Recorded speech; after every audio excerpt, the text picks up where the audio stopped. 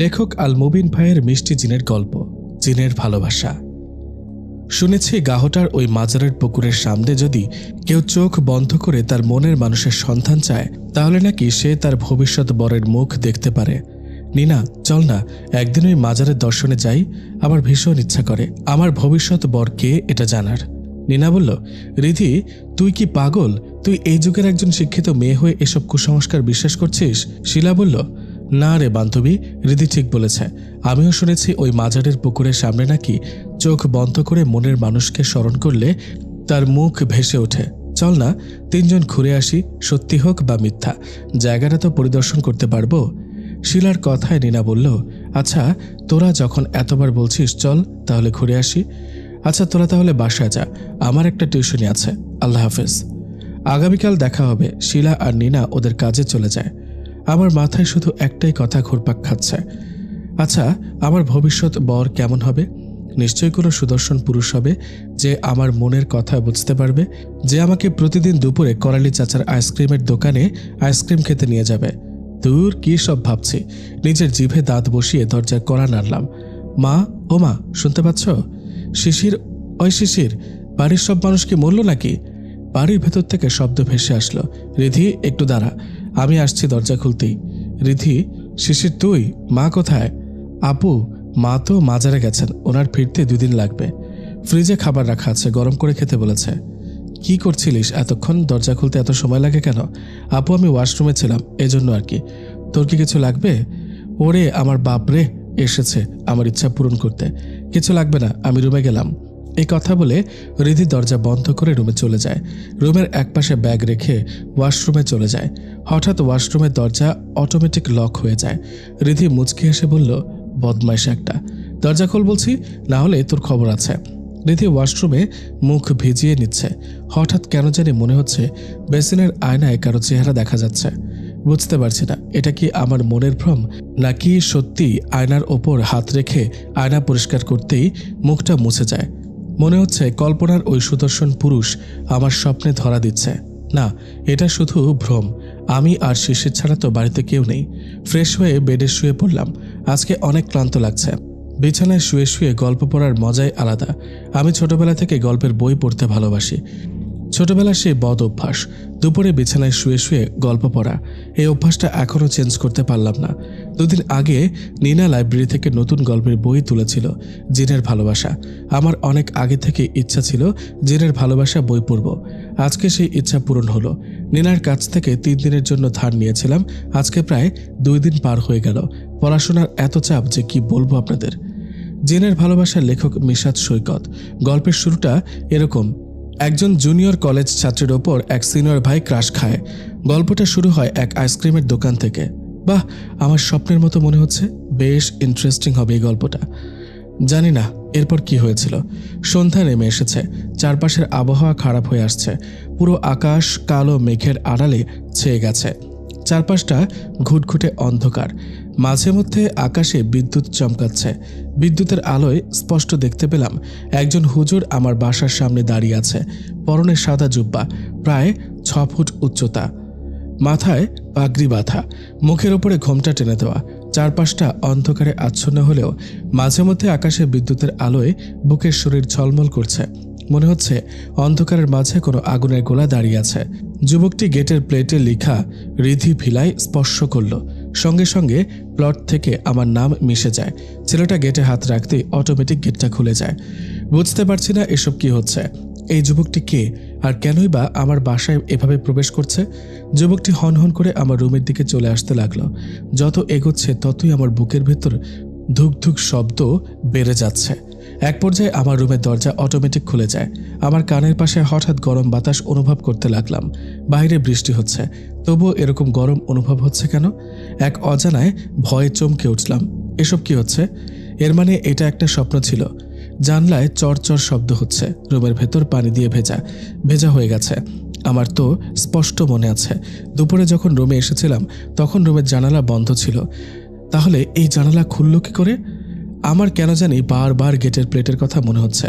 আচ্ছা, সত্যি কি কোনো অজানা কেউ বাসায় ঢুকেছে? দরজাটাও খোলা রয়েছে। যাই, একবার গিয়ে বাইরে থেকে ঘুরে আসি। আচ্ছা, শিশির ঠিক আছে তো? বুঝতে পারছি না কখন যে ঘুমিয়ে পড়েছি। বিছানার একপাশে ফোন পড়ে আছে। ফোনের ফ্ল্যাশ জ্বালিয়ে রুম থেকে বেরিয়ে আসলাম। হঠাৎ কেন জানি মনে হচ্ছে আমার পেছনে কেউ একটা দাঁড়িয়ে আছে। মনে হচ্ছে কেউ আমার দিকে তেড়ে আসছে ভয়ে। ভয়ে পেছনে লাইট ফেললাম, কিন্তু আশেপাশে তো কাউকেই দেখতে পাচ্ছি না। মনে হচ্ছে আমার মনের ভ্রম। হঠাৎ আমার চোখ পড়ল মেঝেতে। দুটো ছায়া দেখা যাচ্ছে। ফোনের লাইটে স্পষ্ট দেখতে পেলাম জলজ্যান্ত দুটো ছায়া দেখা যাচ্ছে। একটা তো আমার ছায়া, দ্বিতীয়টা কার? এক অজানা ভয় আমাকে গ্রাস করছে। ভয়ে শরীরটা শিউরে উঠল। এক প্রকার ভয়ে শিশিরের রুমের দিকে পা বাড়ালাম। অনেকবার ওকে ডাকলাম, কিন্তু কোনো সাড়া শব্দ পেলাম না। হঠাৎ হাতের ফোন বেজে উঠল। ফোনটা রিসিভ করতেই ওপাশ থেকে মা বললেন, রিধি, আমি আর শিশির মোর্শেদ বাবার মাজারে এসেছি। আগামীকাল ফিরব। ফ্রিজে খাবার রাখা আছে, গরম করে খেয়ে নিস। আম্মুর মুখে শিশিরের কথা শুনে ভয়ে হাতটা কেঁপে উঠল। তাল সামলাতে পারলাম না। হাত থেকে ফোনটা মেঝেতে লুটিয়ে পড়ল। শিশির যদি মায়ের সাথে মাজারে থাকে, তাহলে আমার সাথে কি আছে এখানে? হঠাৎ রুমের ভেতরে গায়েবী আওয়াজ ভেসে আসতে লাগলো। কে যেন বলতে লাগলো, তোমার কোনো ভয় নেই, আমি সবসময় তোমার পাশে আছি। কথাটা শুনে শরীরটা শিউরে উঠল। কি করব বুঝতে পারছি না। চিৎকার করব, সেই শক্তিও তো নেই। ভয়ে আমার পুরো শরীর অবশ হয়ে আসছে। কোনো মতে নিজেকে সামলে রুমের দিকে পা বাড়ালাম। আবার সেই অজানা আওয়াজটা শুনতে পেলাম। সেই কণ্ঠ কে যেন বলছে, রীতি, তুমি ঠিক আছো? তোমার কোনো সমস্যা হচ্ছে না তো? দেখুন, আপনি যেই হন না কেন, এভাবে আড়ালে থেকে আমাকে ভয় দেখাবেন না। দয়া করে সামনে আসুন। কেন আমাকে এভাবে ভয় দেখাচ্ছেন? আবার সেই অদৃশ্য কণ্ঠ কে যেন বলল, আমি তোমার ভয়কে দূর করতে এসেছি। তুমি এভাবে ভয় পাচ্ছ কেন? আপনি যদি সত্যি আমার ভয় দূর করতে চান, দয়া করে আমার সামনে আসুন। এভাবে আড়াল থেকে ভয় দেখাবেন না প্লিজ। চারপাশটা একদম শান্ত হয়ে আসলো। কোনো উত্তর নেই। কি হলো, চুপ করে আছেন কেন? কে আপনি? কথা বলুন প্লিজ। দয়া করে কিছু তো বলুন। অদৃশ্য কণ্ঠে আবার কে যেন বলে উঠল, আমি সামনে আসলে তুমি সহ্য করতে পারবে না। কেন পারবো না? কে আপনি? আমার কাছে কি চান? দয়া করে সামনে আসুন প্লিজ। অদৃশ্য কণ্ঠে আবার সেই শব্দ ভেসে আসলো, তুমি সত্যিই চাও আমি তোমার সামনে আসি? তাহলে তোমার চোখ বন্ধ করো। আমি যখন বলবো ঠিক সেই মুহূর্তে তোমার চোখ খুলবে, কেমন? বুঝতে পারছি না আমার সাথে এসব কি ঘটছে। এখন চোখ বন্ধ করা ছাড়া কোনো উপায়ও তো নেই।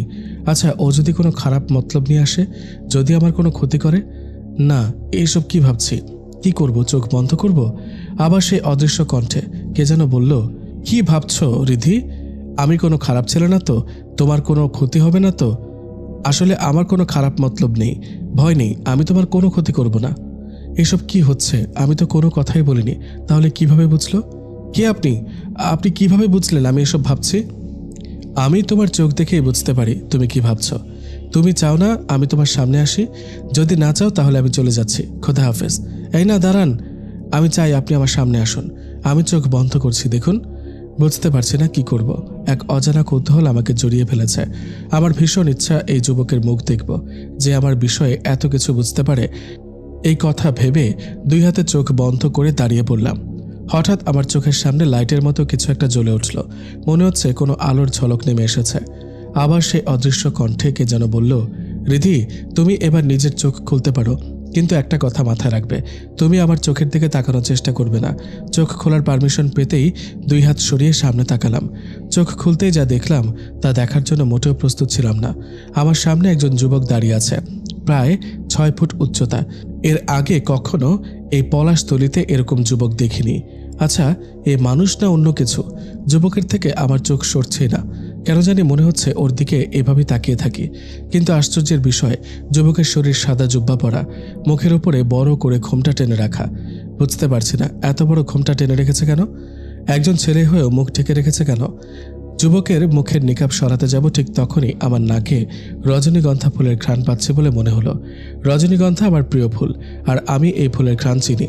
কিন্তু এই ফুলের ঘ্রাণ এতটাই কড়া যে আমার মনকে উত্তেজিত করে তুলেছে। কেন জানি মনে হচ্ছে এই ঘ্রাণটা বুকে জড়িয়ে নিই। যুবক বলল, কেমন আছো রিধি? যুবকের মুখে রিধি নামটা শুনে চমকে উঠলাম।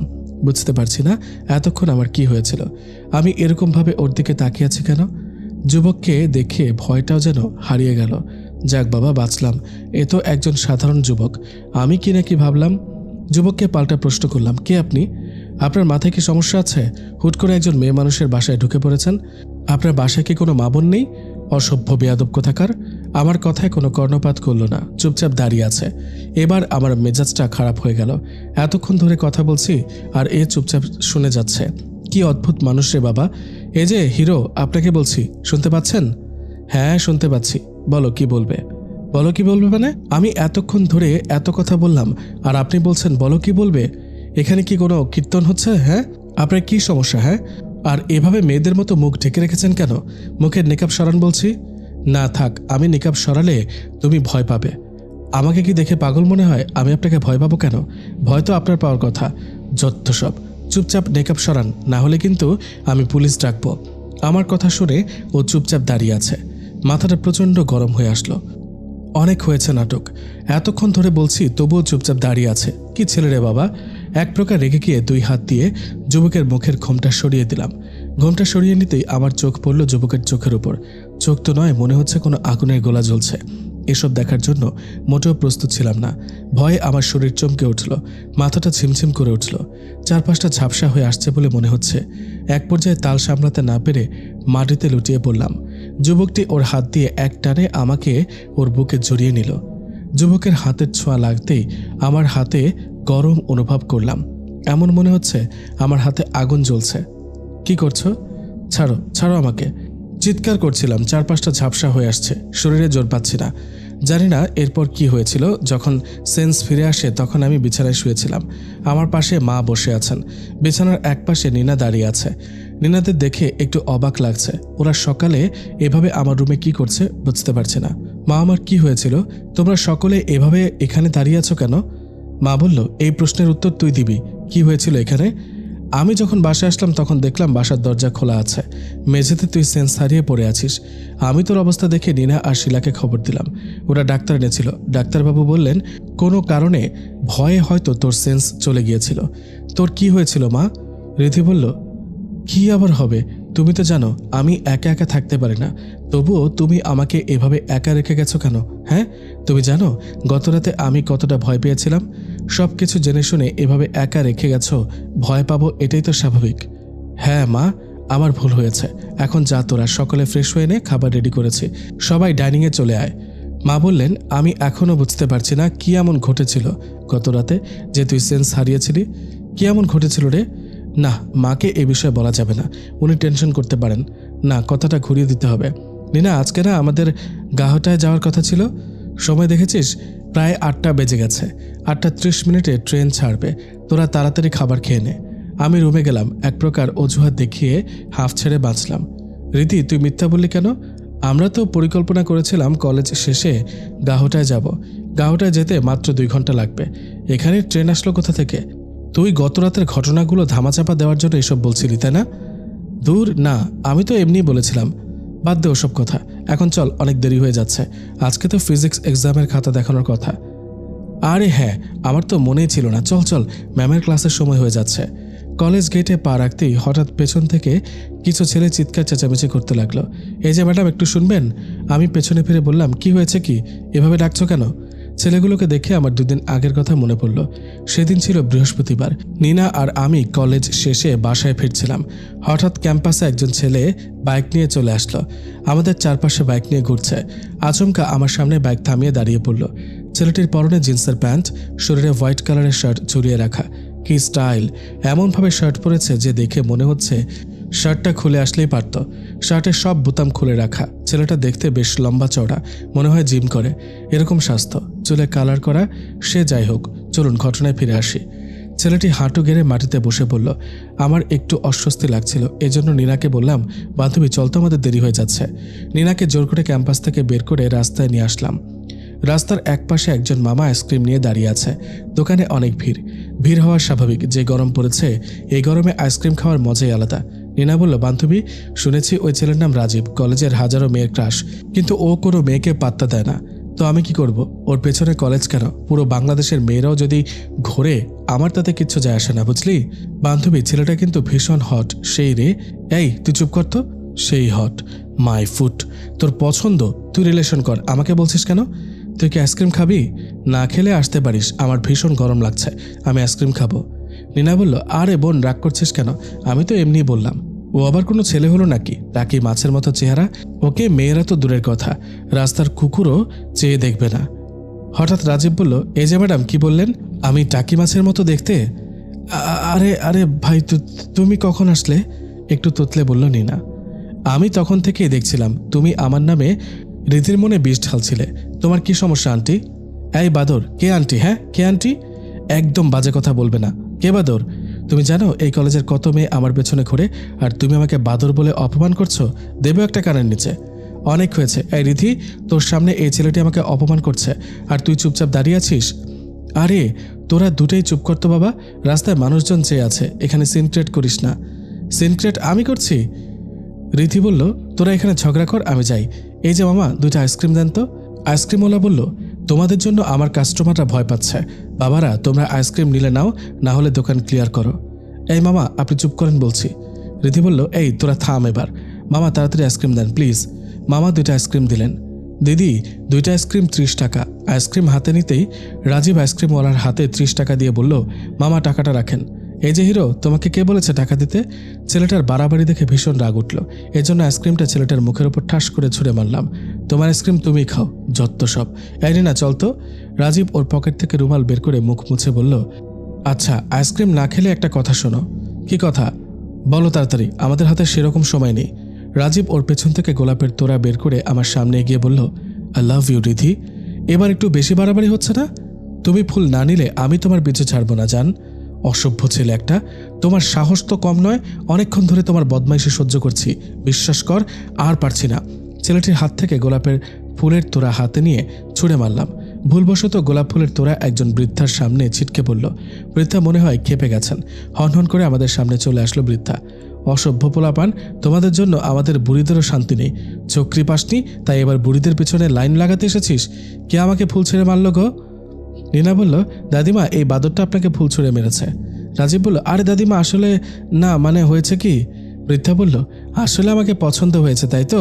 তোদের মতো হতচ্ছাড়াদের জন্য আজকে আমাদের বুড়িদেরও নিরাপত্তা নেই। রাজীব বলল, দূর দাদি, আপনি সব কি বলছেন? আমার কি খেয়ে দিয়ে কাজ নেই? আপনার মতো পোড়া বাগুনের পেছনে সময় নষ্ট করব? হতচ্ছাড়া, কি বললি? আমি পোড়া বাগুন? খাড়া, তোদের একদিন আমার একদিন। এ কথা বলে বৃদ্ধা ওনার জুতা খুলে হাতে নিতেই সকলে দৌড় দিয়ে পালালাম। কি এক জ্বালা! এই রাজীব কি কম ছিল, এখন এই বৃদ্ধা এসে জুটল। সেদিনের কথা মনে পড়লে ভীষণ হাসি পায়। মনে হয় ওই ছেলেটা এখনও আমার অপেক্ষায় আছে। হঠাৎ আমাদের সামনে একজন যুবক বাইক নিয়ে চলে আসলো। আজকের গেটআপ ভীষণ চেঞ্জ। 2 দিন আগে তো শার্ট পরেছিল, আজকে হঠাৎ পাঞ্জাবি। তুমি রাজীব না? রাজীব বলল, হ্যাঁ আমার জান, আমি তোমার রাজীব। কেন, আমাকে এই সাজে ভালো লাগছে না? হঠাৎ এরকম পাঞ্জাবি পরে এসেছো কেন? কোনো নাটক শুরু করেছো আবার? রাজীব বাইক থামিয়ে সামনে দাঁড়িয়ে হেলমেট খুলতে খুলতে বলল, না এমনি। 2 দিন আগে যখন শার্ট পরে তোমার সামনে এসেছিলাম তখন তো তুমি আমাকে রিজেক্ট করেছিলে, তাই ভাবলাম হয়তো তোমার ওরকম ছেলে পছন্দ না। তাই আমি সিদ্ধান্ত নিয়েছি আজ থেকে ভদ্র ছেলে হয়ে যাব। এখন ঠিক আছে না? রীতি বলল, তুমি বুঝতে পারছো না তুমি কত বড় ভুল করছো। এর আগে অনেক ছেলে এসেছিল, ওদের অনেক বাজে অবস্থা হয়েছে। আমি তোমার ভালোর জন্য বলছি, দয়া করে আমার পিছু নিও না। ও জানতে পারলে তোমাকে ছাড়বে না। রাজীব বলল, এই শহরে এমন কেউ নেই যে রাজীবের সাথে টক্কর দেবে। তুমি শুধু নামটা বলো, আমি দেখে নেব সে কত বড় পালোয়ান যে আমার কাছ থেকে আমার জানকে সরাতে চায়। হঠাৎ আমার কানের পাশে গরম হাওয়া অনুভব করলাম। শরীরটা শিউরে উঠল। মনে হচ্ছে ও আবার এসে গেছে। বুঝতে পারি না এই যুবকটি কে, কেন আমাকে অনুসরণ করছে। আমার কানের কাছে শুধু একটাই শব্দ ভেসে আসছে, রিধি, যে আমার আর তোমার মাঝে আসবে আমি তাকে চিরকালের জন্য শেষ করে দেব। খোদা হাফেজ। না না না না, এটা হতে পারে না, প্লিজ এরকম করো না, দয়া করে ওর কিছু করো না। রাজীব বলল, কি হয়েছে রিধি, তুমি কি বিড়বিড় করছো? তোমার কি কিছু হয়েছে? বললে না তো কে সে? আমি তোমার সাথে এই বিষয়ে কোনো কথা বলতে চাই না। যদি তুমি আমাকে ভালোবাসো দয়া করে আর কোনোদিন আমার সামনে এসো না। আমি চাই না আমার জন্য কারো ক্ষতি হয়। রিধি প্লিজ থামো। কোথায় যাচ্ছ? দয়া করে বলো না, কেন এমন করছো? নীনা বলল, ওকে থামিও না, ওকে একটু একা ছেড়ে দাও, ও ক্লাসে যাচ্ছে, যেতে দাও। রাজীব বলল, নীনা তুমি তো নিশ্চয়ই জানো ওর কি হয়েছে, ও হঠাৎ এরকম আচরণ করছে কেন? রাজীব, তুমি যদি নিজের ভালো চাও তাহলে প্লিজ কোনোদিন ওর সামনে এসো না। রাজীব বলল, কি এমন ঘটেছিল যে কারণে ও এমন করছে? দয়া করে তুমি আমাকে কিছু তো বলো। এই কথা বলে রাজীব নীনার পায়ে ধরল। নীনা রাজীবকে মাটি থেকে তুলে বলল, তুমি রিধিকে ভালোবাসো তাই না? হ্যাঁ, আমি ওকে ভীষণ ভালোবাসি, ওকে ছাড়া থাকতে পারবো না। আচ্ছা, রিধি কি 2 দিন আগের ঘটনার জন্য কষ্ট পাচ্ছে? না, ও কোনো বিষয়ে কষ্ট পায়নি। ওর তো কপালটাই খারাপ, ওর জীবনটাই অভিশপ্ত। ও নিজের মতো করে কোনো কিছুই করতে পারবে না। তুমি জানতে চাও না ও কেন এমন করছে? তাহলে আমার সাথে কলেজের ছাদে দেখা করো। আমি ছাদে যাচ্ছি। এখানে সব কথা বলতে পারবো না। নীনা কলেজের ছাদে চলে যায়। রাজীব বুঝতে পারছে না সে কি করবে। রিধির জন্য তার রাতের ঘুম হারাম হয়ে গেছে। এর আগেও অনেক মেয়ে তার জীবনে এসেছিল, কিন্তু তাদের জন্য তার এত কষ্ট হয়নি যতটা রিধির জন্য কষ্ট হচ্ছে। রাজীব অনেক চিন্তা ভাবনার পর সিদ্ধান্ত নিল সে নীনার সাথে দেখা করবে। রাজীব জানতে চায় কি এমন হয়েছে যার কারণে রিধি এতটা ভয় পেয়ে আছে। রাজীব কলেজের ছাদে চলে যেতে লাগলো। অন্যদিকে নীনা রাজীবের জন্য ছাদে দাঁড়িয়ে অপেক্ষা করছে। হঠাৎ পেছন থেকে রাজীব বলল, নীনা, আমি এসে গেছি। তোমাকে অনেক ধন্যবাদ। তুমি আমার জন্য এত সময় অপেক্ষা করলে।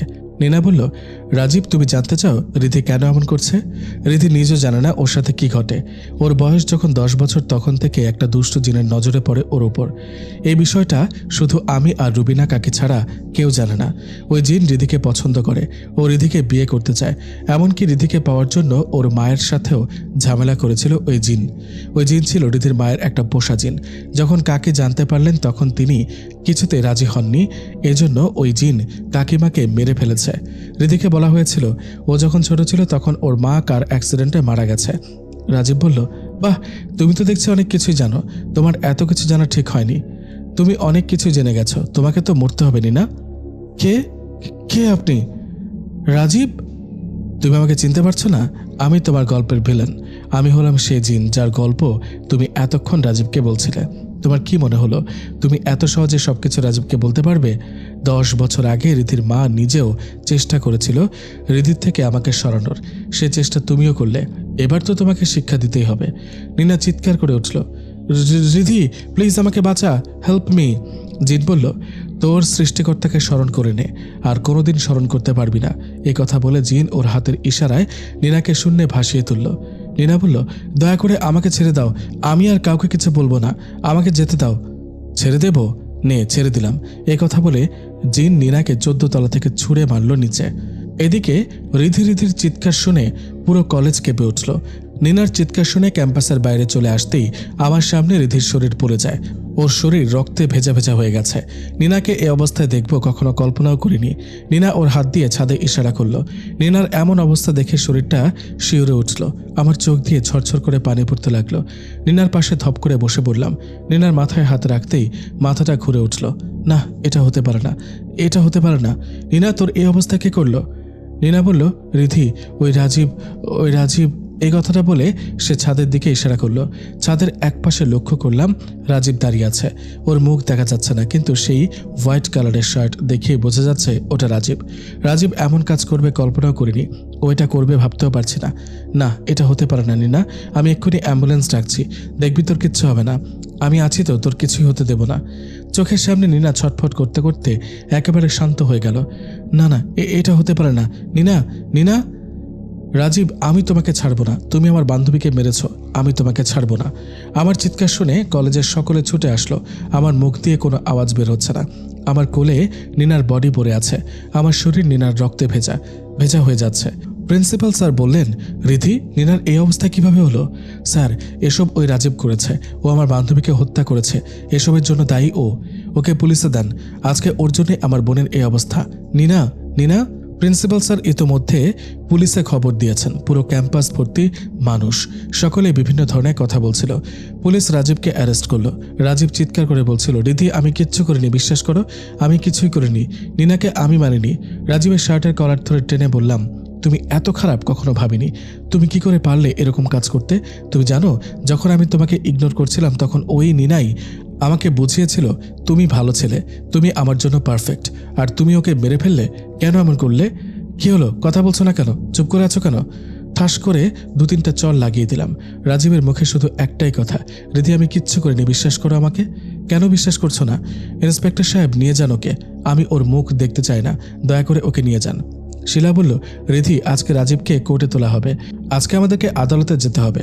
শুনেছি রাজীবের হয়ে লড়ছেন পলাশতলীর লয়ার ইমরান সাহেব। উনি আমাকে বললেন, সবকিছু মীমাংসা করে নাও, রাজীবের জীবন শেষ হতে পারে। নীনা হত্যাকাণ্ডের জন্য ওর যাবজ্জীবন কারাদণ্ড হতে পারে। তুই কি চাস নিনার খুনি নিশ্চিন্তে ঘুরে বেড়াক? ও আমার শুধু বান্ধবী না, ও একজন বিশ্বস্ত বোন ছিল। আজকে ওই ছেলেটার জন্য আমি আমার বোনকে হারিয়েছি। আমি ওকে ছাড়ব না, ওর শাস্তি অবশ্যই হবে, হতেই হবে। আমি ওর বিরুদ্ধে সাক্ষী দেব। শিলা বলল, নিনা, আমার কেন জানি মনে হচ্ছে রাজীব নির্দোষ, ওর কোনো দোষ নেই, ওকে ফাঁসানো হচ্ছে। আচ্ছা তুই একটা কথা বল, তুই কি নিনাকে হত্যা করতে দেখেছিস? না, কিন্তু আমি দেখেছি সাদা শার্ট পরে ছাদে দাঁড়িয়েছিল। নিনা মৃত্যুর আগে ওর নাম নিয়েছিল। শিলা বলল, নিনা কি তোকে একবারও বলেছিল যে রাজীব ওর মৃত্যুর জন্য দায়ী? বলেছিল? বল। আমি এ বিষয়ে তোর সাথে কোনো কথাই বলতে চাই না। যা, বাসায় ফিরে যা, ফ্রেশ হয়ে নে, আদালতে যেতে হবে। যেতে তো হবেই। তুই দেখিস আমার বিশ্বাস রাজীব খুন করেনি, সত্যিটা সকলের সামনে আসবে। আমার মন বলছে ও নির্দোষ। মনের আগে কোনো আদালত হতে পারে না। এদিকে আদালতের বিচারে জজ বসেছে। জজ সাহেবের কাছে বিচার তুলে ধরা হলো। রাজীবের পক্ষের লয়ার বললেন, হুজুর, আমার মক্কেল নির্দোষ। নিনা হত্যার সময় রাজীব তার বন্ধুদের সাথে ছিলেন। বিরোধী পক্ষের লয়ার বললেন, অবজেকশন মাই লর্ড, আমার কাছে প্রমাণ আছে, নিনা হত্যাকাণ্ডের প্রত্যক্ষ সাক্ষী আছে। আপনি আমাকে একবার সুযোগ দিন, আমি এক্ষুনি প্রমাণ করে দিচ্ছি রাজীব হত্যাকারী। জজ বললেন, মিস মায়া, আপনার সাক্ষী কি আদালতে হাজির আছেন? আমার প্রথম সাক্ষী রবি, যে নিনাদের কলেজের ফার্স্ট ইয়ারের ছাত্র। উইটনেস বক্সে রাজীব দাঁড়িয়ে আছে, ওর চোখ দিয়ে ঝরঝর করে পানি পড়ছে। রাজীব বারবার রিধির দিকে তাকিয়ে কিছু একটা বলার চেষ্টা করছিল, কিন্তু রিধি তার দিকে তাকাচ্ছে না। মিস মায়া বলল, রবি, আমি যা বলবো তার উত্তর দেবে, তুমি যা জানো তাই বলবে। ঘটনার সময় তুমি ঠিক কি দেখেছিলে?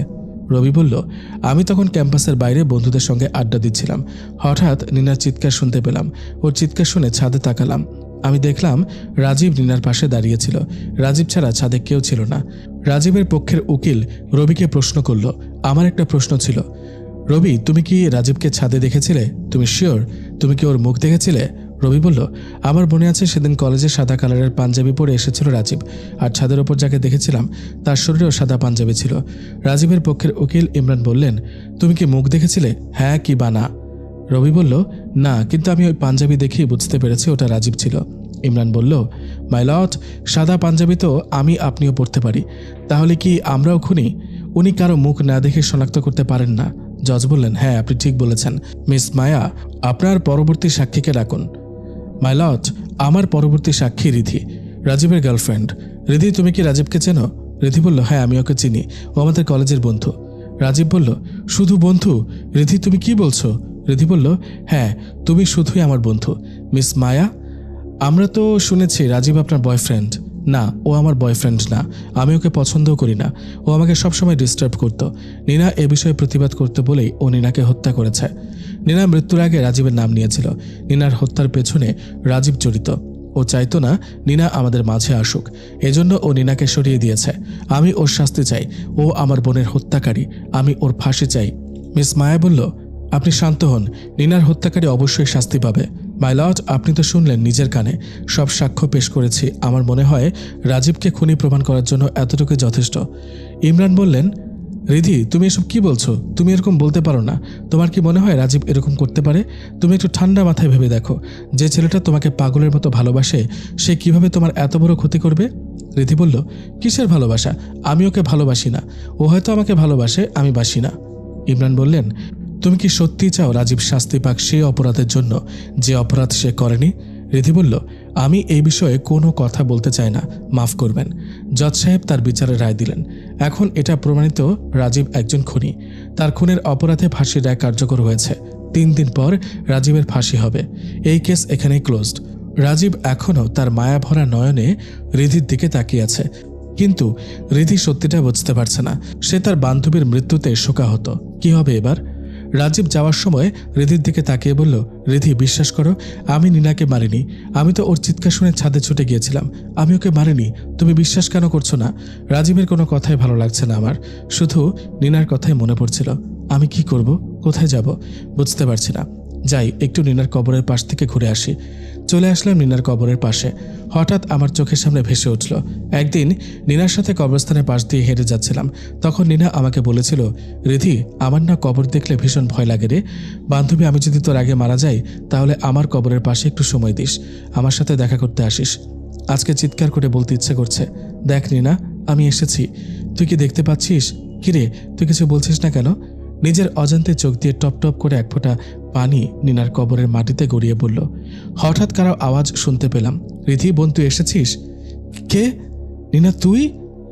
রিধি আমি ভালো নেই রে, আমার ভীষণ কষ্ট হচ্ছে, এখানে ভীষণ অন্ধকার, আমার ভীষণ ভয় লাগছে, প্লিজ আমাকে এখান থেকে নিয়ে যা। নিনা তোর কিচ্ছু হবে না, দেখ আমি এসে গেছি, আমি সবসময় তোর পাশেই আছি। এই কথা বলে নিনাকে জড়িয়ে ধরতে গেলাম, কিন্তু কেন জানি ওকে স্পর্শ করতে পারছি না। নিনা বলল, বোন আমি আর তোদের মাঝে নেই রে, আমি আর বেঁচে নেই, আমি আর বেঁচে নেই। এই কথা বলে নিনা কেঁদে উঠল। হঠাৎ কবরস্থানের চারপাশে দমকা হাওয়া আরম্ভ হলো। কবরস্থানের চারপাশে ধুলাবালি দিয়ে ভরে উঠল। আমার চোখের সামনে নিনার শরীর বাতাসে মিলিয়ে যেতে লাগলো। নিনার চোখে পানি পড়ছিল। আমি নিনার দিকে এক দৃষ্টিতে তাকিয়ে আছি। দেখতে দেখতে দেখতে নিনা বাতাসে হারিয়ে গেল। নিনা, না না, আমি এতক্ষণ তাহলে স্বপ্ন দেখছিলাম? জিন বলল, হ্যাঁ জান, তুমি এতক্ষণ স্বপ্ন দেখছিলে। কে কে আপনি?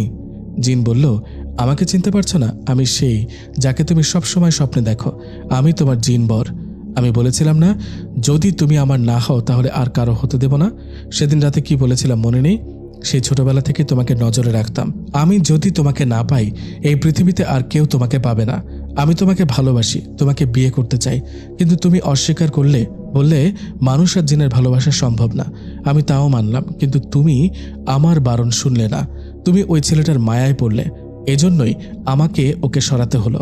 ওই ছেলেটা একটু বেশি বেড়েছিল, ওর ভীষণ শখ না তোমাকে বিয়ে করবে, ওর ওই শখ ঘুচিয়ে দিয়েছি। রিধি বলল, এর মানে নিনাকে রাজীব নয় তুমি মেরেছ? বাহ, আমার জানের মাথায় তো বেশ চলে। মানতে হবে তোমার বুদ্ধি আছে, কিন্তু একটু বেশি দেরি হয়েছে। এখন কিছুই করতে পারবে না, কেউ তোমার কথা বিশ্বাস করবে না, আদালত জিন ভূত বিশ্বাস করবে না। কি বলবে নিনাকে কোন জিন হত্যা করেছে? কে বিশ্বাস করবে তোমাকে? রিধি বলল, তুমি কেন এরকম করলে? কেন নিনাকে মারলে? ও কি করেছে? যা হবার তা হয়েছে, এখনো সময় আছে, আমাকে বিয়ে করো, না হলে তোমার মা বাবাকেও শেষ করে ফেলবো। তোমার হাতে সময় নেই, তোমার সময় শেষ হতে যাচ্ছে। তোমাকে 3 ঘন্টা সময় দিলাম, যদি আমার কথা না শোনো তাহলে তোমার কপালে দুঃখ আছে। রিধি বলল, দুঃখ আমার না, তোমার কপালে আছে। কবিরাজ মশাই আসুন। জিন বলল, কবিরাজ মশাই মানে? তুমি এখানে কাকে ধরে এনেছো? তোমার কি মনে হলো তুমি যা ইচ্ছা করবে, তোমাকে কেউ কিচ্ছু বলবে না, কেউ কিছু করতে পারবে না? আমার প্রথমে সন্দেহ হয়েছিল এর পেছনে তোমার হাত রয়েছে। যখন হসপিটালে রিধির বডি নেওয়া হচ্ছিল তখন ওকে শক দেওয়া হয়েছিল, ও মরেনি, ও এখনো বেঁচে আছে। রিধি আমাকে বলেছিল সেদিন ছাদে রাজীব নয় অন্য কেউ ওকে ধাক্কা মেরে ছাদ থেকে নিচে ফেলে দেয়। ওর কথা রেকর্ড করেছিলাম। এতক্ষণে তো জজের কাছে ওই রেকর্ড চলে গেছে। আমার বিশ্বাস নিনার সাক্ষীর জন্য রাজীব বেঁচে যাবে। কিন্তু তোমার কি হবে? তোমাকে ধরার জন্য এই ফাঁদ পেতেছিলাম। আমি জানতাম তুমি এভাবে সকলের সামনে আসবে না। তোমাকে সকলের সামনে আনতে হলে বিকল্প পথ বেছে নিতে হবে।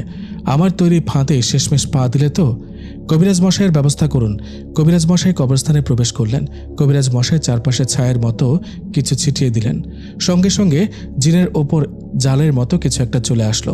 কবিরাজ বলল, সাহস থাকে তো এই জাদুর কবর থেকে বেরিয়ে যা। তোদের মতো শয়তানকে জব্দ করতে এই মায়াবী জাল যথেষ্ট। জিন বলল, রিধি আমি তোমাকে মন থেকে ভালোবেসেছিলাম, তুমি আমার সাথে এরকম করতে পারলে? তুমি যেরকম হও না কেন আমি সব সময় তোমাকে ভালোবাসবো।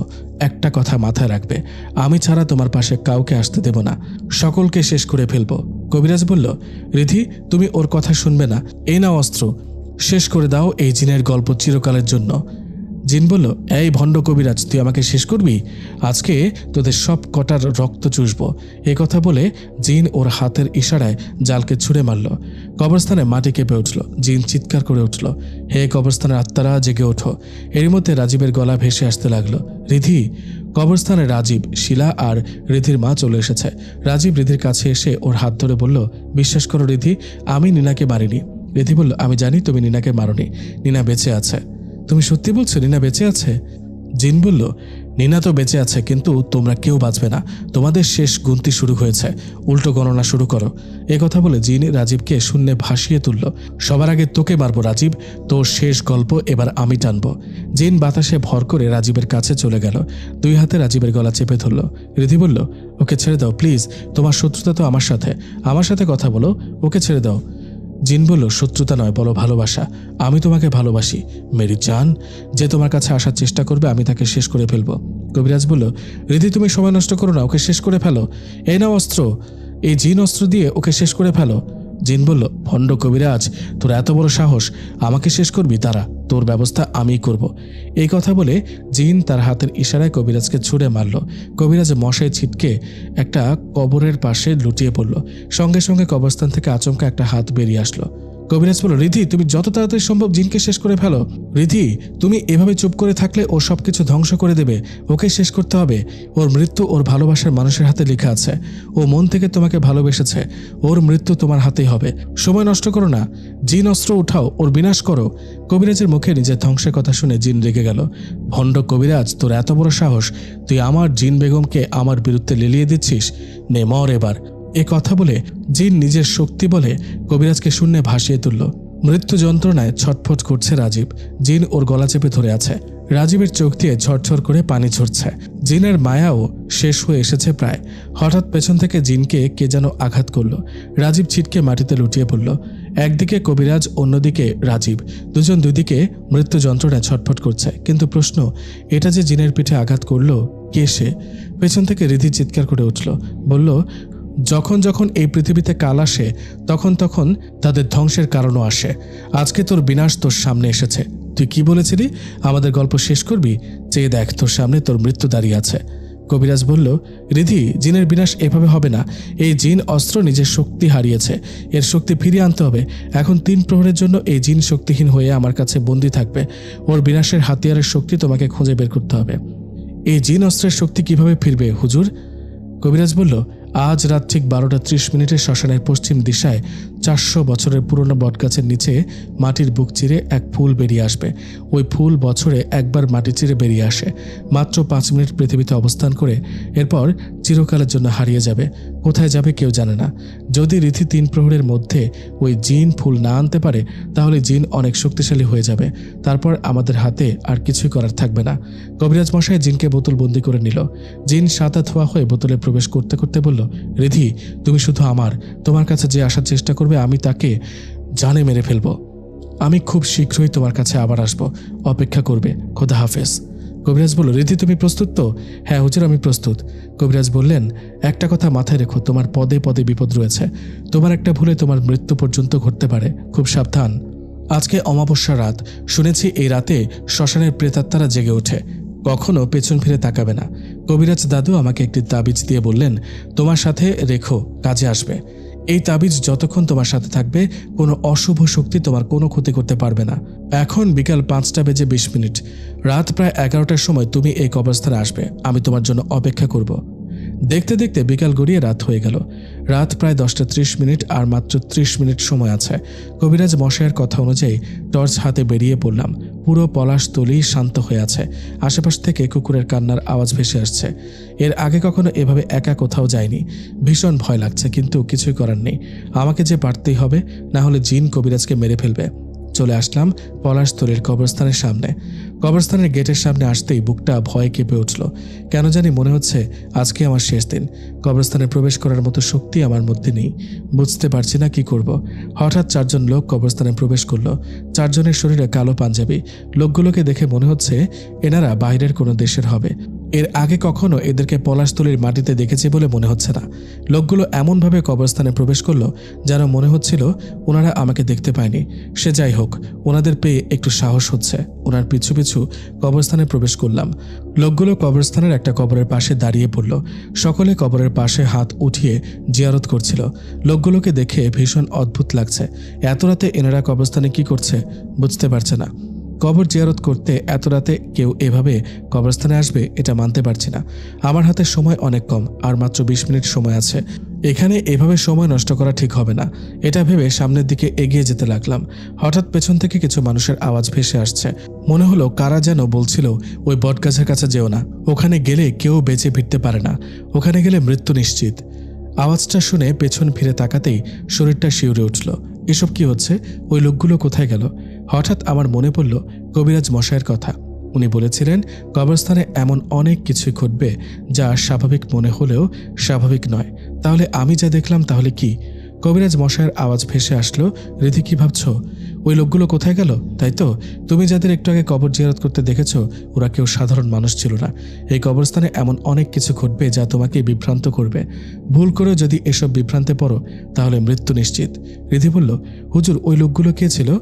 ওই লোকগুলো এই কবরস্থানের পরহেজকারী জিন, যারা প্রত্যেক দিন তাদের হুজুরের কবর জিয়ারত করতে আসে। ওরা কাউকে বিরক্ত করে না, কিন্তু যদি ওদের কাজে কেউ বিভ্রান্ত সৃষ্টি করে তাদের মৃত্যু নিশ্চিত। বাদ দাও ওসব কথা। তুমি কি প্রস্তুত জিনলোকের শ্মশানে যাওয়ার জন্য? রিধি বলল, জি হুজুর, আমি প্রস্তুত। একটা কথা মাথায় রেখো, জিনলোকে প্রতি পদক্ষেপে মৃত্যু ঘুরে বেড়ায়। ওখানে যা দেখা যায় তা সত্য নয়, যা দেখা যায় না তাই সত্যি।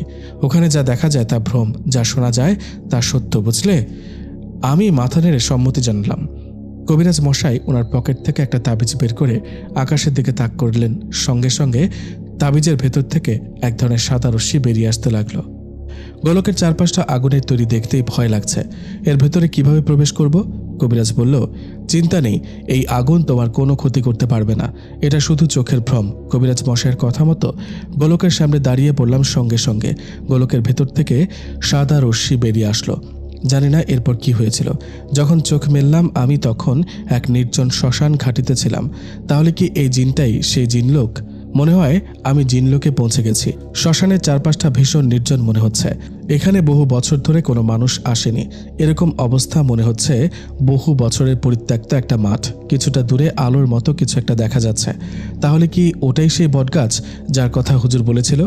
আমি দাঁড়িয়ে টর্চের আলোয় চারপাশটা দেখার চেষ্টা করছি। চারপাশটা এতটাই অন্ধকারে আচ্ছন্ন হয়ে আছে যে কোনো কিছু স্পষ্ট দেখা যাচ্ছে না। লাইটের আলোয় যত দূর চোখ যায়, কি অদ্ভুত জায়গা রে বাবা! জায়গাটা দেখেই তো শরীরটা কাঁটা দিয়ে উঠছে। বুঝতে পারছি না এবার কি করব। এর মধ্যে কোথা থেকে যেন শোঁ শব্দে কিছু একটা তেড়ে আসছে বলে মনে হলো। পেছনে ফিরে তাকাবো এর আগে আচমকা এক ঝাঁক বাদুড় আমার উপর আক্রমণ করে বসলো। আমি তাল সামলাতে না পেরে মাটিতে লুটিয়ে পড়লাম। হাত পিছলে হাতের টর্চ আমার সামনে ছিটকে পড়ল। টর্চ হাতে নিয়ে অনেকবার জ্বালানোর চেষ্টা করছি, কিন্তু কোনো কাজ হচ্ছে না। মনে হচ্ছে লাইটটা নষ্ট হয়ে গেছে। এখন কি করব?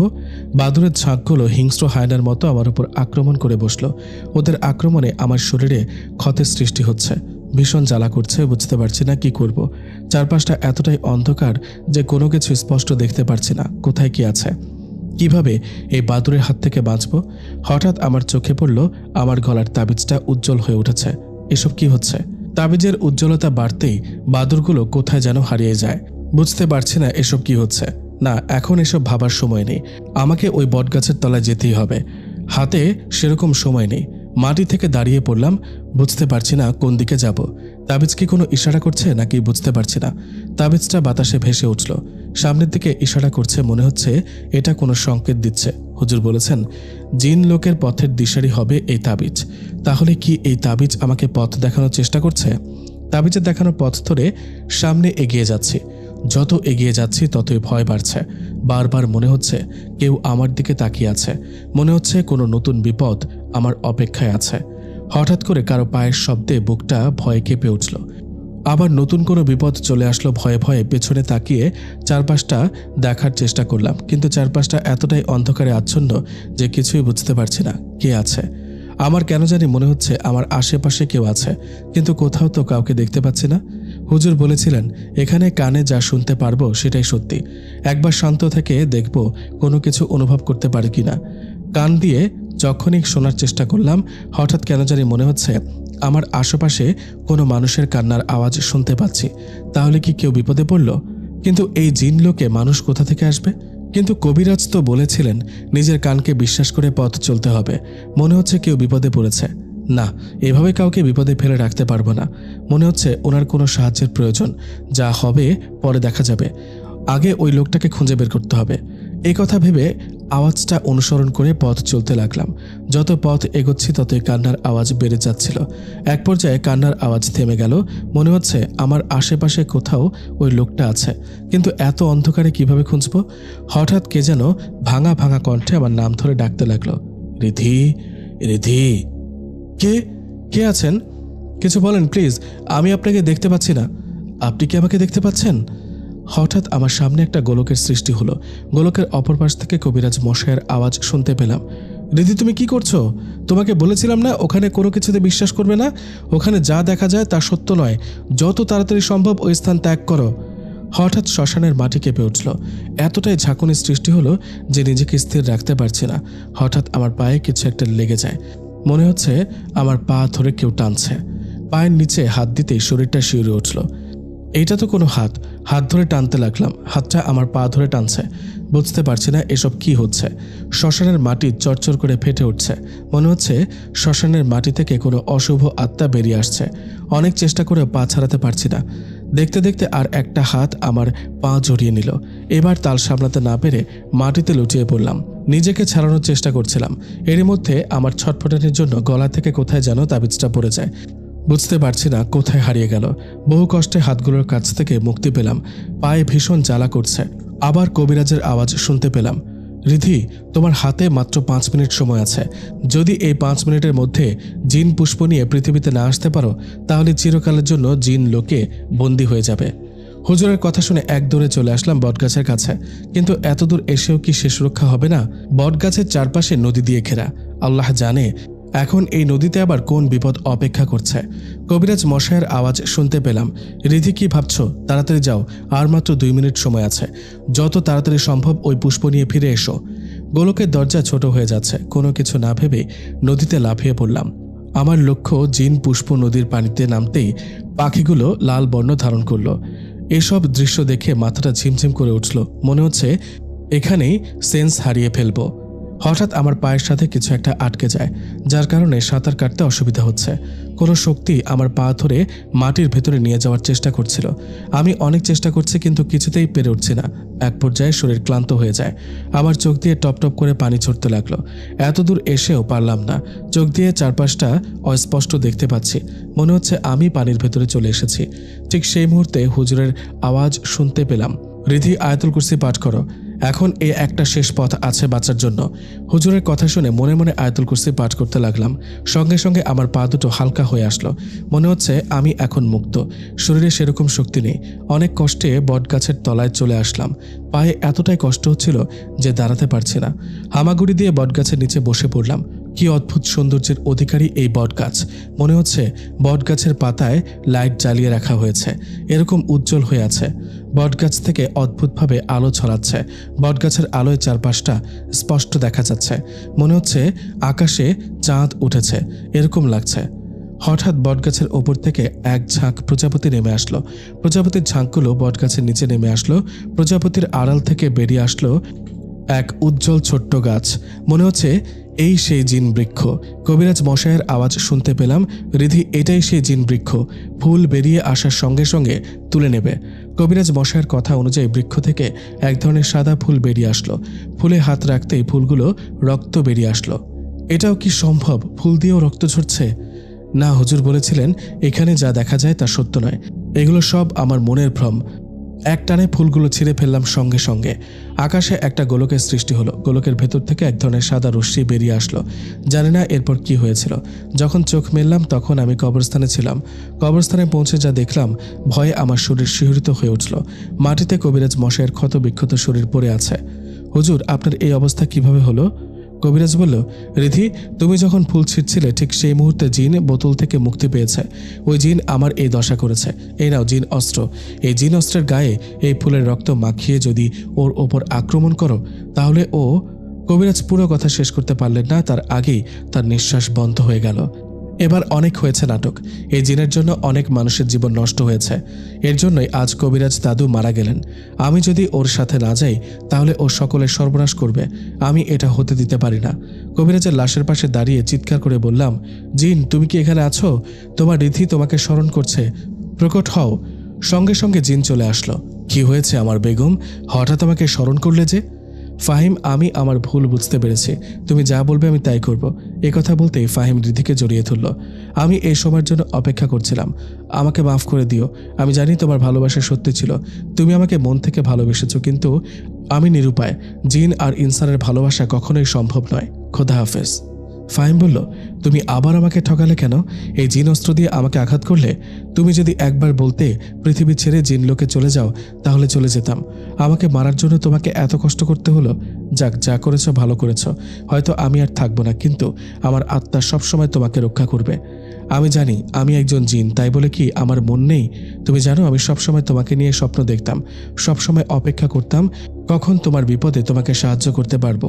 এমনকি একজন মানুষের মেয়েকে ভালোবাসার জন্য জিনলোক থেকে বের হতে হয়েছে, জিনলোক থেকে আমাকে বের করে দেওয়া হয়েছে। তবুও আমি খুশি ছিলাম, ভেবেছিলাম জিনলোকে নেই তো কি হয়েছে, আমি আমার মনের মানুষের চারপাশে তো থাকতে পারবো। আজ আমার ভালোবাসা পূর্ণতা পেয়েছে। তোমাকে অনেক ধন্যবাদ আমার ভালোবাসার প্রতিদান দেওয়ার জন্য। যখনই বিপদে পড়বে আমাকে স্মরণ করবে। এ কথা বলতে না বলতেই ফাহিম বাতাসে মিলিয়ে যেতে লাগলো। 5 বছর পর জিনের ধ্বংস হয়েছে। রিধির জীবনে শুরু হলো নতুন গল্প। রিধি আর রাজীবের বিয়ে ঠিক হয়েছে। দুই পরিবারের মানুষজন ওদের সম্পর্ক মেনে নিয়েছে। বিয়েতে যেন কোনো ঝামেলা না হয়, এজন্য গ্রামের বাইরে থেকে দুজন কবিরাজকে আনা হয়েছে। কবিরাজ বাড়ির চারপাশে সুরক্ষা কবচ করে দিয়েছে। রিধি আর রাজীবকে সুরক্ষার জন্য 2টো তাবিজ দেওয়া হয়েছে। বিয়ে সম্পন্ন হয়েছে। বরপক্ষের লোকজন মেয়েকে নিয়ে রওনা দিয়েছে।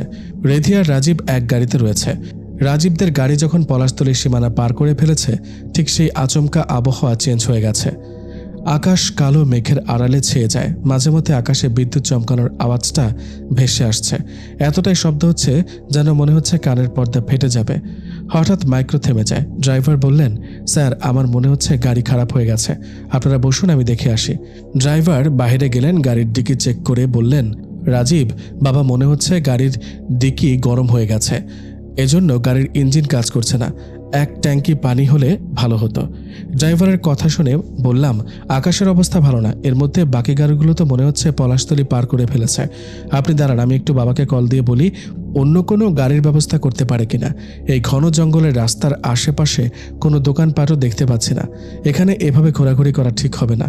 এর চেয়ে দেখি বাবা কোনো ব্যবস্থা করতে পারে কিনা। এ কি, ফোনের নেটওয়ার্ক তো একদমই পাচ্ছে না। রাজীব, তোমার ফোনটা চেক করো তো। রাজীব বলল, রিধি, আমার ফোনেরও তো একই অবস্থা, নেটওয়ার্ক পাচ্ছে না। আমাদের হাতে কোনো উপায় নেই, সন্ধ্যা নেমে আসছে। একে তো বন জঙ্গলের রাস্তা, এর মধ্যে সন্ধ্যা নেমে এসেছে। এভাবে এই জঙ্গলের মধ্যে থাকা বিপজ্জনক হতে পারে। এর চেয়ে ভালো দেখি আশেপাশে কোনো পুকুর আছে কিনা। তুমি গাড়িতে বসো, আমি একটু জঙ্গলের চারপাশটা দেখে আসি। ভয় পেও না, আমার কিচ্ছু হবে না। রাজীব যতই বলুক, আমার কেন জানি মনে হচ্ছে কিছু একটা ঘটতে চলেছে। বুঝতে পারছি না কি করব। আমার মন ভীষণ কু ডাকছে। আমাদের কাছে তো অন্য কোনো উপায়ও নেই। পলাশতলীর এই জঙ্গলে যে কত হিংস্র পশু বাস করে তার তো ঠিক নেই। এখানে এভাবে বসে থাকলে জীবনের শেষ আলো আর থাকবে না। রাজীবকে অনেকবার বললাম আমিও ওর সাথে যাব, কিন্তু ও আমার কথা মানতে রাজি নয়। একা একাই জঙ্গলের পানির খোঁজে বেরিয়ে পড়ল। গাড়িতে বসে ওর কথাই ভাবছিলাম, হঠাৎ ফাহিমের আওয়াজ শুনতে পেলাম। আমার কানের পাশে ফিসফিস করে বলছিল, রিধি, কেমন আছো মেরি জান? কথাটা শুনে ভয়ে আমার শরীর শিহরিত হয়ে উঠল। ফাহিম, এ কি করে সম্ভব? আমি তো নিজ হাতে ওকে শেষ করেছিলাম, তাহলে এত বছর পরে আবার সেই গলার আওয়াজ কিভাবে শুনতে পাচ্ছি? হে আল্লাহ, রাজীব ঠিক আছে তো? হঠাৎ জঙ্গলের ভেতর থেকে রাজীবের চিৎকার শুনে চমকে উঠলাম। না, এটা হতে পারে না, রাজীবের কোনো কিছু হতে পারে না।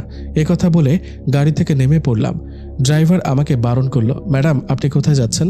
স্যার তো আপনাকে গাড়ি থেকে নামতে বারণ করেছে। এভাবে কোথায় যাচ্ছেন? কোথায় যাচ্ছেন মানে? আপনি শুনতে পাননি? রাজীব চিৎকার করে উঠল। আপনি এসব কি বলছেন ম্যাডাম? আমি তো কোনো চিৎকার শুনিনি। আপনি মনে হয় ভুল শুনছেন। না না না, আমি রাজীবের আওয়াজ ভালোভাবে চিনি। আমার মনে হচ্ছে ওর কোনো বিপদ হয়েছে, আমাকে যেতেই হবে। হঠাৎ রাজীবের আওয়াজ শুনতে পেলাম। কি হয়েছে রিধি, তুমি এতটা ঘাবড়ে গেছো কেন? আমি তোমার চিৎকারের আওয়াজ শুনতে পেলাম, এজন্য চিন্তা হচ্ছিল তোমার কিছু হয়নি তো। এভাবে চিৎকার করছিলে কেন? রিধি, ফাহিম মুক্তি পেয়েছে। আমি যখন পুকুরে পানি আনতে গেলাম, ও তখন আমার উপর আক্রমণ করে বসে। অনেক কষ্টে বেঁচে এসেছি। আমাদের যত তাড়াতাড়ি সম্ভব এই পলাশতলী ছাড়তে হবে। কাকা, এই নাও পানি। রাজীব আমাকে গাড়িতে তুলে দিয়ে নিজে উঠে পড়ল। আমার কেন জানি মনে হচ্ছে কোনো ভুল হচ্ছে, কিন্তু কি ভুল হচ্ছে বুঝতে পারছি না। হঠাৎ আমার চোখ পড়ল রাজীবের গলায়। এ কি রাজীব, তোমার তাবিজটা কোথায়? রাজীব বলল, রিধি, মনে হয় জঙ্গলে যখন ফাহিম আমার উপর আক্রমণ করেছিল তখন কোথাও পড়ে গেছে। বাদ দাও তো ওই তাবিজের কথা।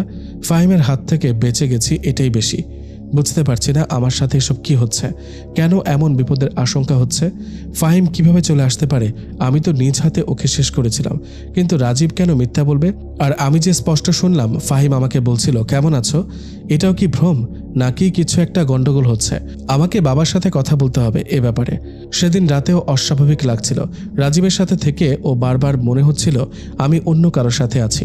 রাতে ডাইনিং টেবিলে বসে অদ্ভুতভাবে খাবার খাচ্ছিল, মনে হচ্ছে এখানে রাজীব নয় অন্য কেউ রয়েছে। বিয়ের পরদিন সকাল 8:30 রীতি রাজীবকে বলল, রাজীব ছাড়ো, কি করছো? সকাল হয়ে গেছে, এখন শুয়ে থাকলে তোমার বাবা মা কি ভাববেন? রাজীব আমাকে জড়িয়ে ধরে শুয়ে আছে। আরে কি করছো, ছাড়ো বলছি। ঠিক তখনই বাবার কল আসলো। ফোনটা রিসিভ করতে অপর পাশ থেকে বাবা বলল, মা, তোর মা ভীষণ অসুস্থ, যত তাড়াতাড়ি সম্ভব আমাদের বাড়িতে আয়। বাবার কল শুনে মন ভীষণ উতলা হয়ে উঠল। আম্মুর আবার কি হলো? রাজীব আম্মুর অসুস্থতার কথা শুনে বলল, বয়স হয়েছে তাই এরকম হতে পারে, এটাই স্বাভাবিক, তুমি শান্ত থাকো। ওর মুখে এমন কথা শুনে একটু চমকে উঠলাম। এসব কি বলছে ও? রাজীব, তোমার মাথা ঠিক আছে? আরে বাবা, হ্যাঁ আমার মাথা ঠিক আছে, আমি এমনি বললাম। রেডি হয়ে নাও, তোমার বাড়িতে যেতে হবে না। এই কথা বলে রাজীব ওয়াশরুমে চলে গেল। একটু পর রুমে এসে বলল, তোমার হয়েছে, তাড়াতাড়ি তৈরি হয়ে নাও, বাইরে গাড়ি দাঁড়িয়ে আছে। চলে আসলাম বাড়িতে। বুঝতে পারছি না আম্মুর কি হয়েছে। দরজায় নক দিতেই আম্মু দরজা খুললেন। মা বলল, কিরে মা, তুই ভালো আছিস? কেন জানি আম্মুকে দেখে মনে হচ্ছে উনি একদম সুস্থ। তাহলে যে আব্বু বলল উনি অসুস্থ? আম্মু বারবার রাজীবের দিকে তাকাচ্ছে, বুঝলাম না হঠাৎ আম্মুর কি হলো। আম্মু বলল, রিধি তোরা ভেতরে আয়, আর হ্যাঁ একবার আমার সাথে একা দেখা করিস তো, তোর সাথে কিছু কথা আছে। কথা বলে আম্মু সোজা রুমের দিকে ছুটে গেল। আম্মু হঠাৎ আমার সাথে একা কথা বলতে চাচ্ছেন কেন বুঝতে পারছি না। ঠিক তখনই আমার ছোট ভাই শিশির ছুটে আসলো। আপু, আমার পছন্দের চকলেট এনেছিস? রাজীব ওর পকেট থেকে চকলেটগুলো বের করে বলল, কি তুমি এই চকলেটের কথা বলেছো তো? এই নাও, আমি জানতাম তোমার চকলেট প্রিয়। শিশির চকলেট হাতে ওর রুমে ছুটে গেল। সকাল গড়িয়ে সন্ধ্যা নেমে আসলো। আমি রান্নাঘরে রান্না করছিলাম। ভাবলাম সবসময় তো আম্মু আমাকে রান্না করে খাওয়ান, আজ না হয় আমি রান্না করলাম। হঠাৎ পাশের রুম থেকে শিশিরের চিৎকার ভেসে আসলো। প্রথমে ওর দুষ্টুমি মনে করে ব্যাপারটা হালকাভাবে নিলাম, কিন্তু যখন কোনো কিছু পড়ে যাওয়ার শব্দ শুনলাম তখন ভয়ে বুকটা কেঁপে উঠল। আচ্ছা, ও তো ওর দুলাভাইয়ের সাথে বসে গল্প করছিল, দেখলাম ওর হঠাৎ কি হলো। শিশিরের চিৎকার শুনে রুমের দিকে ছুটে গেলাম। ওখানে গিয়ে দেখলাম মা, শিশির আর রাজীব দাঁড়িয়ে আছে। আমাকে দেখে রাজীব ওর রুম থেকে বেরিয়ে গেল। আম্মু আমাকে বলল, রিধি তোর সাথে কিছু কথা আছে। ঠিক তখনই রাজীব আমার হাত ধরে রুমে নিয়ে আসলো। বলল, আমার ভীষণ মাথা ব্যথা করছে। আম্মুকে বললাম, একটু পর আসছি। রাজীবকে প্রশ্ন করলাম, কি হয়েছে, শিশির এভাবে চিৎকার করছিল কেন? রাজীব বলল, আরে সেরকম কিছু না, তোমার ভাই বলছিল ও আইসক্রিম খাবে, কিন্তু মা ওকে বলল আইসক্রিম খাওয়া যাবে না, ঠান্ডা লাগবে, এজন্য চিৎকার করছিল। ছাড়ো তো এসব কথা। জানি না কখন রাজীবের মাথা টিপে দিতে দিতে ঘুমিয়ে পড়েছিলাম। হঠাৎ মায়ের চিৎকার শুনে ঘুম ভেঙে যায়। এত রাতে আম্মু এভাবে চিৎকার করছে কেন? ওনার কিছু হলো না তো? এক দৌড়ে ছুটে আসলাম আম্মুর রুমে। সেখানে এসে যা দেখলাম, ভয়ে আমার শরীর শিহরিত হয়ে উঠল। মেঝেতে আম্মুর শরীর ক্ষত বিক্ষত হয়ে পড়ে আছে। না না, মা, মা। আম্মুর পাশে থপ করে বসে পড়লাম। আম্মুর মাথাটা কোলে নিয়ে শুধু কান্না করছি, বুঝতে পারছি না কি করব। আম্মুর চোখ ভেজা ভেজা হয়ে যাচ্ছে। আম্মু কাঁদতে কাঁদতে বলল, মা আমাকে মাফ করে দিস, তোকে বাঁচাতে পারলাম না। এর মধ্যে সেখানে রাজীব চলে আসলো। আম্মু রাজীবের দিকে এক দৃষ্টিতে তাকিয়ে আছে। বুঝতে পারছি না এসব কি হচ্ছে। কেন জানি মনে হচ্ছে আম্মু রাজীবকে ভয় পাচ্ছে। আম্মু আমার আঁচলে নামাজ ঘরের চাবি বেঁধে দিয়ে বললেন, মা ওই নামাজ ঘরের ওই ওই পুরো কথা শেষ না হতে আম্মুর আওয়াজ চিরকালের জন্য থেমে গেল। আম্মুকে এরকম অবস্থায় দেখব কখনো কল্পনাও করিনি। আমার শুধু সকালের সেই কথাটা মনে হচ্ছে। আম্মু বলেছিল তোর সাথে কিছু কথা আছে। জানি না কি বলতে চেয়েছিল। পুরো রাত আম্মুর পাশে বসে কাটিয়ে দিলাম। শিশির তো আম্মুর জন্য পাগল হয়ে যাচ্ছে। ওকে অনেকবার সান্ত্বনা দেওয়ার চেষ্টা করলাম, কিন্তু ওকে কি বলবো? আমি নিজেও তো আম্মুর জন্য পাগল হয়ে যাচ্ছি। বারবার আম্মুর কথা মনে পড়ছে। আম্মুর সেই কথাটা এখনো কানে বাজছে, মা তোর সাথে কিছু কথা আছে। এমন কি কথা ছিল যার জন্য আম্মু আমাকে অসুখের কথা বলে ডাকলেন? গ্রামবাসীরা আম্মুকে কবরস্থানের দিকে নিয়ে যাচ্ছে। আমি আম্মুর পথের দিকে এক দৃষ্টিতে তাকিয়ে আছি। হঠাৎ চারপাশটা ঝাপসা হয়ে আসছে বলে মনে হলো। জানি না কি হয়েছিল। এরপর যা দেখলাম, আম্মু সাদা শাড়ি পরে আমার রুমে চলে আসলো। আমার নাম ধরে ডাকতে লাগলো, মা রিধি, তোর সামনে অনেক বড় বিপদ রে, তুই নামাজ ঘরে। হঠাৎ কে যেন আমার মাথায় হাত বুলিয়ে দিল। সঙ্গে সঙ্গে আমার ঘুম ভেঙে গেল। রাজীব তুমি? রাজীব বলল, তুমি ঠিক আছো? এখন তোমার শরীর কেমন আছে? রাজীবের কথা শুনে একটু অবাক হলাম। আমার কি হয়েছিল রাজীব, আর আমি এখানে কেন? রাজীব বলল, গ্রামবাসীরা যখন মায়ের লাশ নিয়ে কবরস্থানে নিয়ে যাচ্ছিল তখন তুমি সেন্স হারিয়ে মাটিতে পড়ে যাচ্ছিলে। আমি তোমাকে রুমে শুয়ে দিই। এখন কেমন লাগছে তোমার? দেখতে দেখতে 2 দিন পেরিয়ে গেল, এখনো আম্মুর কথা ভীষণ মনে পড়ছে। আয়নার সামনে দাঁড়িয়ে আমার মাথার চুল ঠিক করছিলাম, হঠাৎ পেছন থেকে শিশির বলল, আপু তোর আঁচলেটা কিসের চাবি? চাবি? আরে হ্যাঁ, আমি তো ভুলেই গিয়েছিলাম। আম্মু আমাকে মৃত্যুর আগে নামাজ ঘরের কথা বলেছিল। কি এমন আছে ওই নামাজ ঘরে? শিশিরকে বললাম, ভাই তুই বাহির থেকে ঘুরে আয়, ভালো লাগবে, যা ঘুরে আয়। শিশিরকে বাইরে পাঠিয়ে দিলাম। আমার কেন জানি মনে হচ্ছে ওই নামাজ ঘরে এমন কিছু তো আছেই, যার কারণে আম্মু বারবার ওই নামাজ ঘরের কথা বলছিল। আচ্ছা, আম্মুর মৃত্যুর সাথে ওই নামাজ ঘরের কোনো সম্পর্ক নেই তো? নামাজ ঘরের ভেতরে প্রবেশ করলাম, অনেক খোঁজাখুঁজির পরও কিছু পেলাম না। বুঝতে পারছি না আম্মু কিসের কথা বলছিলেন। নামাজ ঘর থেকে বের হব ঠিক তখনই জায়নামাজের দিকে চোখ পড়ল। আচ্ছা, এই জায়নামাজের কথাই তো আম্মু বলছিল। এ কথা ভেবে জায়নামাজটা সরিয়ে ফেললাম, সঙ্গে সঙ্গে জায়নামাজের তলে একটা কাগজ রাখা। কাগজটা খুলতে মাথা ঘুরে উঠল। এর মানে ফাহিম এখনো বেঁচে আছে? আমার সাথে যে আছে সে রাজীব রূপী ফাহিম। কাগজের নিচে একটা কিতাব রাখা রয়েছে। এটা আবার কিসের কিতাব? কিতাবের ওপরে লেখা জিন রহস্য। নামাজ ঘরে এই কিতাব কেন? কিতাব খুলতে চোখ পড়ল, এক পৃষ্ঠায় লেখা ছিল, জিনের ভালোবাসা মারাত্মক। কোনো জিন যদি কোনো মানুষকে ভালোবাসে তাহলে তাকে পাওয়ার জন্য সবকিছু করতে পারে। এর মানে আমার জন্যই আম্মুর মৃত্যু ঘটেছে। না জানি ও আমার জন্য আর কতজনকে শেষ করবে। যদি আমি না থাকি তাহলে ও আর কাউকে বিরক্ত করবে না। জিনের হাত থেকে সকলকে বাঁচানোর একটাই পথ, আমাকে মরতে হবে। হঠাৎ রাজীব নামাজ ঘরের সামনে চলে আসলো। রিধি, আমি জানি তুমি সবকিছু জানতে পেরেছ। তুমি নামাজ ঘর থেকে বেরিয়ে আসো, না হলে তোমার বাবাকে শেষ করে ফেলবো। তুমি আর কি বা করতে পারো? তুমি আমার জন্য আমার মাকে মেরে ফেলেছ, তাই না? যদি আমি না থাকি তাহলে তুমি কাকে মারবে? এ কথা বলে আঁচলের আড়াল থেকে ছুরি বের করলাম। আমার হাতে ছুরি দেখে ফাহিম অস্থির হয়ে উঠল। রিধি, ওই ছুরি ফেলে দাও বলছি। না, আমি তোমার কোনো কথা শুনবো না। যদি পারো আমাকে বাঁচিয়ে দেখাও। এই কথা বলে ছুরি উঁচু করতেই ফাহিম আমার হাত ধরে ফেলল। সঙ্গে সঙ্গে নামাজ ঘরে আগুন ধরে গেল। কাগজে লেখা ছিল, যদি কোনো জিন এই নামাজ ঘরে প্রবেশ করে তাহলে তার মৃত্যু নিশ্চিত। আমি জানতাম ফাহিম আমার কষ্ট দেখতে পারবে না, ও আমাকে বাঁচানোর জন্য অবশ্যই নামাজ ঘরে প্রবেশ করবে। আমার ধারণাটাই ঠিক। ফাহিম আমাকে বাঁচানোর জন্য নিজের জীবন বাজি রেখে নামাজ ঘরে প্রবেশ করলো। জানি নামাজ ঘরে জিন প্রবেশ করানোর অপরাধে আমার মৃত্যু ঘটবে, কিন্তু আমি তবুও খুশি। যদি আমার মৃত্যু দিয়ে সব সমস্যার সমাধান হয় আমি তাতেই খুশি। আব্বু, আমাকে মাফ করে দিও। খোদা হাফেজ। নামাজ ঘরে একটা বড় বিস্ফোরণের সৃষ্টি হলো। জানি না এরপর কি হয়েছিল। যখন আমি চোখ খুললাম দেখলাম আকাশ থেকে 2জন পরী নেমে আসলো। রিধি, চলো, আমরা তোমাকে নিতে এসেছি।